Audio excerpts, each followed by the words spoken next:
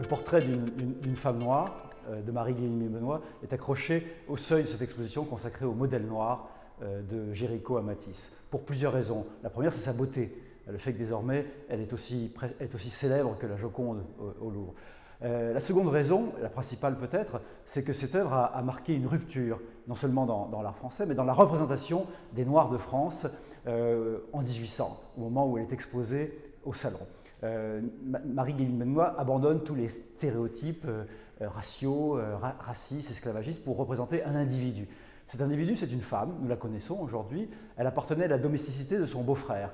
Le beau-frère était exploitant dans les Antilles et Madeleine, puisque c'est son prénom, Madeleine, le modèle, vient de Guadeloupe, elle est native de Guadeloupe. En 1800, elle devient célèbre au Louvre dans la mesure où le tableau, bien sûr, mobilise l'attention de la critique d'art. C'est la première fois qu'une femme noire constitue le cœur, le centre même d'un portrait de cette importance. D'autant plus que l'artiste est connu. Marie-Guillemine Benoist est issue de l'atelier de Vigée-Lebrun. Elle a même travaillé sous la direction de David à la fin des années 1780. Elle expose depuis le début de la Révolution. Elle est issue d'ailleurs d'un monde assez mêlé, qui est celui de la petite noblesse. Elle est peut-être moins progressiste en politique que David et que certains de ses élèves, mais je crois que le tableau va dans le sens tout de même de l'histoire. Et quelle est cette histoire en 1800 ?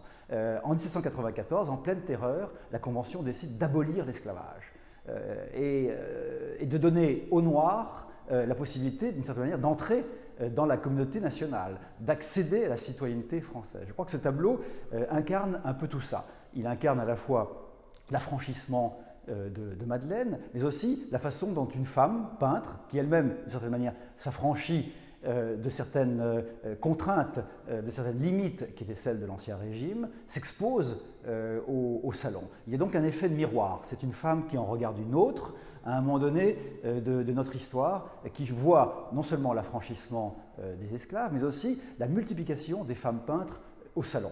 Si le tableau surprend en 1800, c'est que Marie-Guillemine Benoist a cherché à provoquer le regard.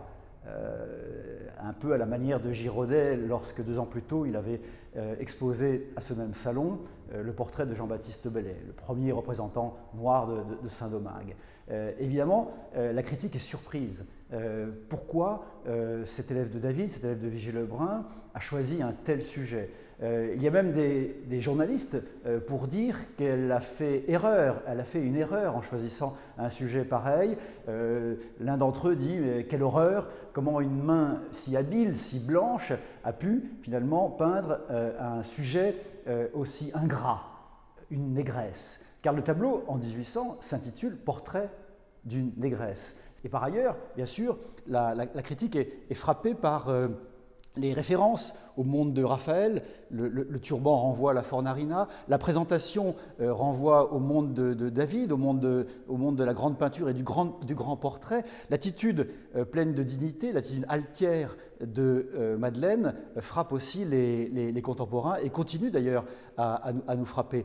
D'une certaine manière, la beauté du personnage, ajoutée à celle de la peinture, en font sa valeur révolutionnaire. Et puis, quand on regarde bien, on y retrouve les couleurs de la République, le bleu, le blanc, le rouge, qui dialoguent avec le bijou antillais, et puis surtout cette présence effective du modèle. Au fond, la réussite d'un portrait, c'est la rencontre entre un modèle et un artiste.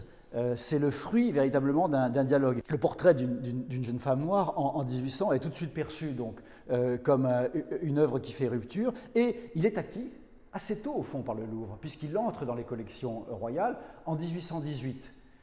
Sous Louis XVIII, et grâce à l'intelligence de Forbin, qui était le directeur des musées à cette époque-là. Donc c'est une œuvre qui, au fond, attendait depuis 2 siècles de devenir aussi célèbre qu'elle l'est aujourd'hui. Et il me semble que l'acquisition de ce tableau en 1818, c'est-à-dire au moment où Louis XVIII met fin à la traite des Noirs, est en soi même un symbole très fort de l'importance historique que ce tableau continue à avoir à nos yeux.